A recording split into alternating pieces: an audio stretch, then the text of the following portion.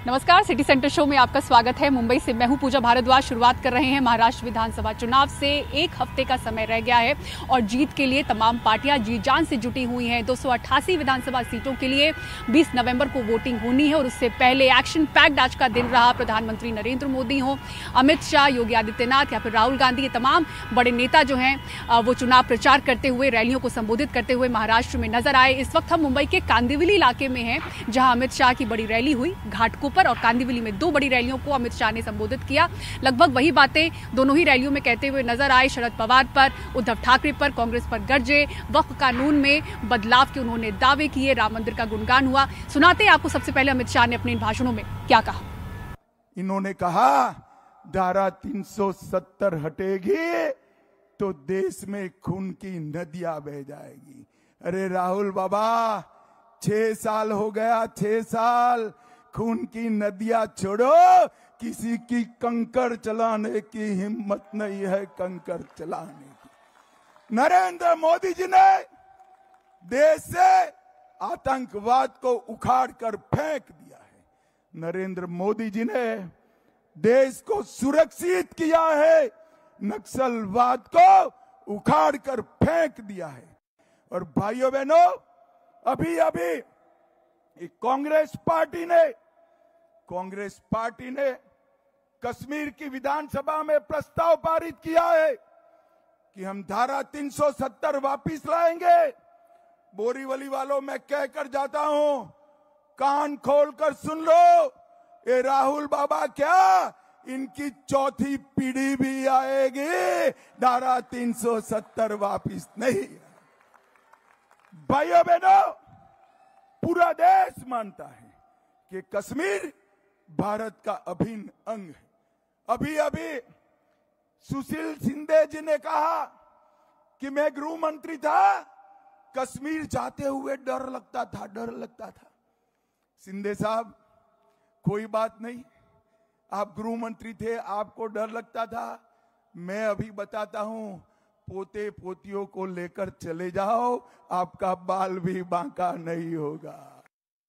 बढ़ते हैं आगे और अब आइए बात करते हैं बाबा सिद्दीकी हत्याकांड की, जिसमें मुख्य शूटर शिव कुमार गौतम और उसे पनाह देने वाले साथियों को बहराइच से गिरफ्तार कर लिया गया है।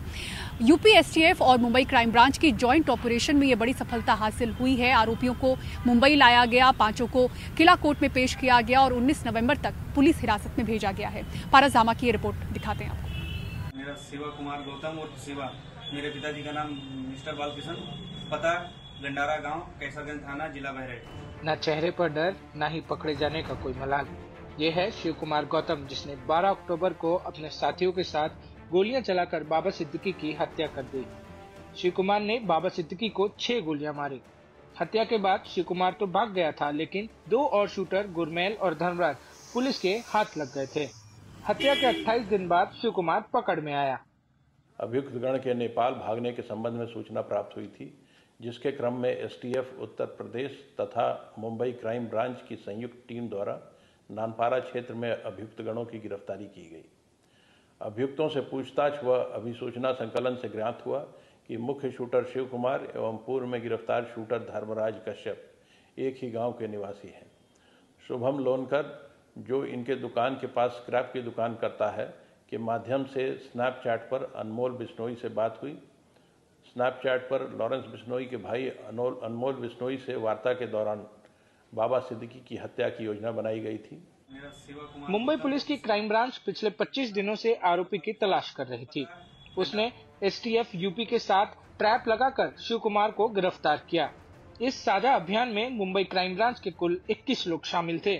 शिव कुमार ने पूछताछ में कई राज खोले हैं। उसने बताया कि धर्मराज कश्यप और वो एक ही गांव के हैं। वो पुणे में कबाड़ी के यहाँ साथ काम करते थे। उनको गोली और कारतूस शुभम लोनकर ने दिए थे। शुभम ने ही स्नैपचैट के जरिए उसकी बात लॉरेंस बिश्नोई के भाई अनमोल से करवाई थी।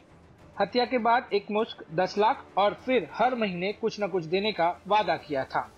शिव कुमार ने यह भी बताया कि वो लोग कई दिनों तक मुंबई में थे।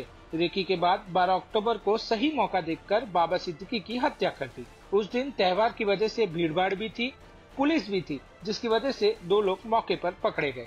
मुंबई के किला कोर्ट में आज 5 आरोपियों को पेश किया गया, जहां सरकारी वकील ने बताया कि जिस पिस्टल से गोली चलाई गई थी वो अब तक नहीं मिल पाई है। इस पूरे मामले में शिव कुमार और उसके साथी ज्ञान प्रकाश त्रिपाठी के बैंक खाते में 2 लाख रुपए पहुंचे। बाद में ज्ञान प्रकाश त्रिपाठी ने अनुराग कश्यप के खाते में पैसे ट्रांसफर कर दिए। सरकारी वकील ने कहा कि पुलिस जांच करना चाहती है कि वास्तव में ये पैसे किसके पास से आए। क्राइम ब्रांच ने शिव कुमार के परिवार और करीबियों का पूरा डाटा निकाला था, जिसमें कुल 45 लोग थे। इन पर नजर रखी जा रही थी। जैसे जैसे जांच आगे बढ़ी, मुंबई क्राइम ब्रांच की नजर 4 लोग पर आकर थमी, जो लगातार शिव कुमार के संपर्क में थे। इन्हीं के जरिए पुलिस शिव कुमार तक पहुंची। मुंबई क्राइम ब्रांच ने शिव कुमार गौतम को पकड़ने के लिए जाल बिछाया था और 10 तारीख को उसका इंतजार किया जा रहा था कि वो बाकी के 4 आरोपी से मिलने आए।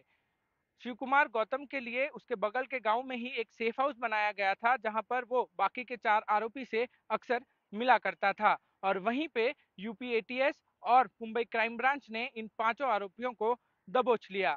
बाबा सिद्दीकी हत्या मामले में अभी तक ये बात सामने नहीं आ पाई है कि बाबा सिद्दीकी की हत्या क्यों की गई, मगर शिव कुमार गौतम की गिरफ्तारी के बाद कई राज खुल सकते हैं। मुंबई से कैमरामैन राजेंद्र दयालकर के साथ पारस दामा, एनडीटीवी इंडिया के लिए। और बात यूपी की पीएससी के मुद्दे पर प्रयागराज में प्रदर्शन कर रहे छात्रों के साथ बातचीत बेनतीजा रही। कलेक्टर और लोक सेवा आयोग सचिव ने बातचीत की, लेकिन छात्र नहीं माने। प्रदर्शन कर रहे छात्रों की मांग है कि पीसीएस और आरओ की प्रारंभिक परीक्षाओं यानी कि प्रीलिम्स को एक ही दिन में एक ही शिफ्ट में पूरा कराया जाए, न कि 2 दिनों में 2 शिफ्ट में। इसके साथ ही छात्र नॉर्मलाइजेशन प्रक्रिया का भी विरोध कर रहे हैं। हालांकि Uttar Pradesh public service commission इससे सहमत नहीं है और तारीख बदलने को तैयार नहीं है। उत्तर प्रदेश के उप मुख्यमंत्री केशव प्रसाद मौर्य ने कहा है कि सक्षम अधिकारी छात्रों की मांगों को संवेदनशीलता से सुने और समाधान निकालें। तो क्या है छात्रों के मुद्दे और मांग, इसको लेकर हमारे सहयोगी रणवीर ने छात्रों से बात की।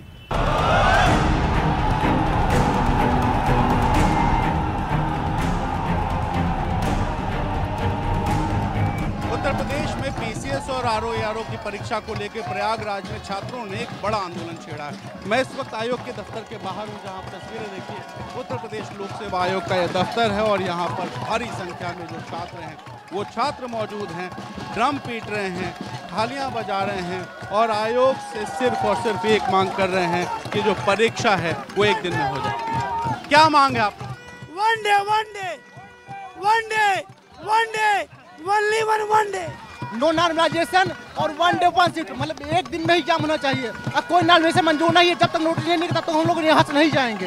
हमें नोटिस चाहिए तभी हम यहाँ से हटेंगे। यहीं बैठना है? यहीं बैठे रहोगे? यहीं बैठे रहेंगे जब तक नोटिस नहीं निकालेगी सरकार, तब तक यहीं बैठे रहेंगे। यहाँ से वापस कोई नहीं जाएगा। नो नॉर्मलाइजेशन, 1 डे 1 शिफ्ट, किसी भी तरह को उसमें बिना नोटिस। आपत्ति क्या है? आपत्ति 2 दिन एग्जाम करवाने। सबसे बड़ी आपत्ति ये है कि क्वेश्चन का जो लेवल है उसको कौन सा टफ है कौन सा इजी है, इसको निर्धारित करने कोई पैटर्न नहीं है। सिर्फ आपत्ति ये है। इससे पहले जो एग्जाम हुए हैं वो एक दिन में होते थे, ये पहली बार है जब प्रयोग हो रहा है। क्या आप लोगों को पहले से जानकारी इसकी थी कि बाद में जानकारी? नहीं, बाद में जानकारी हुई हम लोग को। इसके पहले कोई वो नहीं था, क्योंकि ये पुलिस का एग्जाम नहीं है, ये यूपीएससी पीसीएस का एग्जाम है। क्योंकि यहाँ पे एक नंबर से लड़के की 1.5 साल मेहनत चली जाती है। आप 10 नंबर का नॉर्मलाइजेशन करेंगे और 10 नंबर में 1 नंबर से हम लोग बाहर अगर होगा, क्या 1.5 साल हमारी कौन जिम्मेदारी लेगा? 1 नंबर की बात है, 1 पॉइंट की बात होती है। ये पुलिस और उसका एग्जाम नहीं है कि 1 लाख वैकेंसी आ रही, 90,000 वैकेंसी आ रही, 220 वैकेंसियाँ हैं। हम लोग इतने साथ पढ़ रहे हैं, 1 नंबर बाहर होंगे नॉर्मलाइजेशन में। हम इतना पढ़ रहे हैं कि नहीं पढ़ रहे हैं, और 1 नॉर्मलाइजेशन करके आप बराबर कर देंगे सबको, क्या मतलब हम लोग को पढ़ने का? तो देखिए आपत्ति इनकी क्या है। आपत्ति ये है कि नॉर्मलाइजेशन नहीं होना चाहिए और नॉर्मलाइजेशन तभी नहीं होगा जब एक दिन में एक पाली में होगा। और इसी वजह से जो छात्र हैं 1 शिफ्ट 1 एग्जाम, नो नॉर्मलाइजेशन। तो फिलहाल आयोग भी ये बात मानने को तैयार नहीं कि इन छात्रों की बात मानी जाएगी और ये छात्र भी आयोग की बात मानने को तैयार नहीं। क्या कहना चाहेंगे? देखिए, आयोग छात्रों की परीक्षा लगातार ले रही है, धैर्य की परीक्षा ले गई लगातार। छात्र अपनी जायज मांगों के साथ 21 सितंबर की हम लोग ने ज्ञापन दिया था। आज को छात्रों की बात माननी पड़ेगी।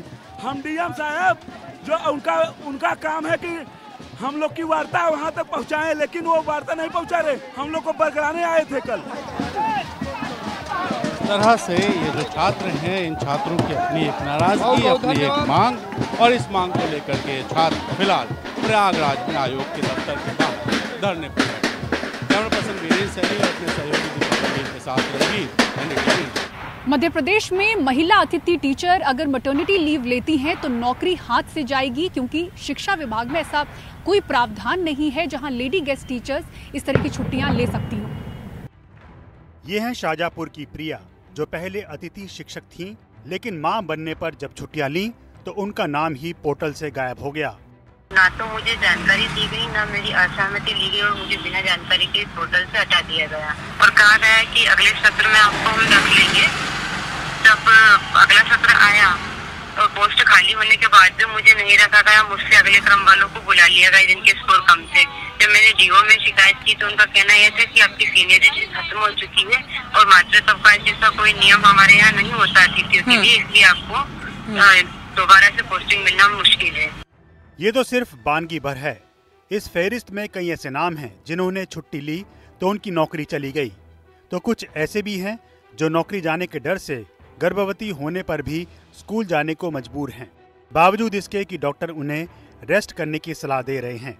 अभी तक हम लोगों को कोई भी मैटरनिटी छोड़ दीजिए, CCL या कोई भी लीव हम लोगों को नहीं मिलती, चाहे वो हम लोग बीमार भी पड़ जाएं। अचरज की बात यह है कि स्थायी और अस्थायी महिला टीचर दोनों एक ही काम करती हैं। बावजूद इसके मैटरनिटी लीव देने में भेद है। स्थायी महिला टीचरों को 180 दिनों की मैटरनिटी लीव मिलती है, जबकि गेस्ट टीचरों को कोई मैटरनिटी लीव नहीं मिलती। शायद ये अधिकार मध्य प्रदेश की उन महिला अतिथि शिक्षकों को नहीं मिले हैं जिन पर जिम्मेदारी तो है कि वो आने वाले समय की पीढ़ी को तैयार करें, लेकिन शायद उनको खुद के लिए समय नहीं दिया जा रहा है और ऐसे में ये महिला अतिथि शिक्षक काफ़ी ज़्यादा परेशान हो रही हैं। भोपाल से कैमरा पर्सन अभिषेक सिंह के साथ अमृतांशी जोशी, NDTV। और प्याज की कीमतें एक बार फिर रुला रही हैं। बड़े शहरों की बात करें तो कुछ हिस्सों में इसकी कीमत 100 रुपए प्रति किलो तक पहुंच चुकी है। सरकार की कड़ी नजरें बनी हुई हैं और खबर मिल रही है कि सरकार के सामने प्याज का अतिरिक्त स्टॉक खरीदने का प्रस्ताव रखा गया है ताकि रेट को नीचे लाया जा सके। दिखाते हैं आपको हिमांशु शेखर की रिपोर्ट। खुदरा बाजार में प्याज के दाम अब भी आसमान पर हैं। आपको जानकर हैरानी होगी कि बाजार में प्याज 60 से 80 रुपए प्रति किलो बिक रहा है। प्याज की कीमत नवंबर में 5 साल में सबसे ज्यादा है, यानी नवंबर में प्याज की कीमतों ने 5 साल के रिकॉर्ड को तोड़ा है। NDTV को सूत्रों से जो जानकारी मिली है उसके मुताबिक लाल प्याज के ताजा स्टॉक की खरीदी होगी। अतिरिक्त स्टॉक खरीदने का प्रस्ताव केंद्र को दिया गया है। अब आपको बताते हैं कि आखिर प्याज के दाम बढ़ क्यों रहे हैं। तो बताया जा रहा है कि त्योहारों में थोक बाजार के कई दिनों तक बंद रहने से डिमांड सप्लाई में गैप आ गया। नई फसल बाजार में नहीं आई है। केंद्र ने एक्सपोर्ट शुल्क आधा कर 20% कर दिया था, जिससे एक्सपोर्ट में बढ़ोतरी हुई है। शायद इसीलिए अब लाल प्याज के अतिरिक्त स्टॉक को खरीदने की तैयारी है ताकि एक्सपोर्ट में कमी आए और कीमतें कंट्रोल में लाई जा सके। Bureau report, NDTV India.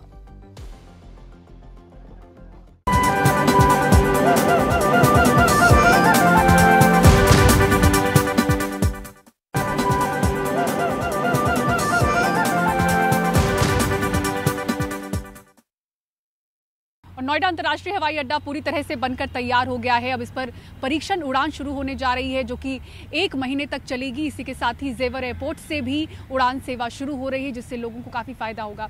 ये रिपोर्ट आपको दिखाते हैं।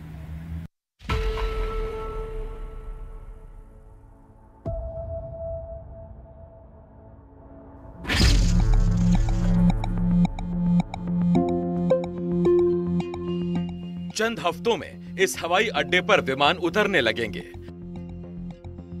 हालांकि ये ट्रायल लैंडिंग और टेक ऑफ होंगे, पर नोएडा अंतर्राष्ट्रीय हवाई अड्डे के लिए ये एक अहम दिन होगा।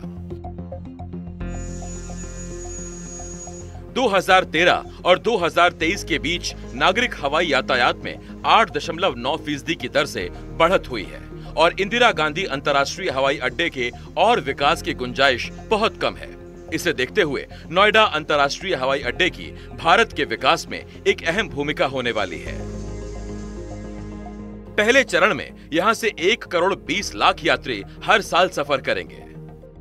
कई साल बाद चौथे चरण में इस हवाई अड्डे से सालाना 7 करोड़ लोग सफर कर सकेंगे। एयरपोर्ट की शुरुआत इकलौते रनवे के साथ होगी। बाद में एक और रनवे जोड़ा जाएगा। विमानों के लिए शुरुआत में 28 स्टैंड होंगे, जो बढ़कर 200 तक हो जाएंगे। जेवर का हवाई अड्डा 1334 हेक्टेयर में फैला हुआ है। भारत से प्रेरणा लेकर डिजाइन किए गए इस हवाई अड्डे में स्थानीय सामान, कला और हुनर इस्तेमाल किया गया है। इसकी सीढ़ियां वाराणसी और हरिद्वार के घाट की याद दिलाती हैं। एयरपोर्ट में प्राकृतिक रोशनी और हवा का इस्तेमाल किया गया है ताकि कार्बन डाइऑक्साइड फुटप्रिंट और बिजली का खर्च कम हो। हवाई अड्डे को ज्यूरिक एयरपोर्ट इंटरनेशनल एजी की सहयोगी company Yamuna international airport private limited Uttar Pradesh सरकार की नोएडा इंटरनेशनल एयरपोर्ट लिमिटेड के साथ मिलकर बना रही है।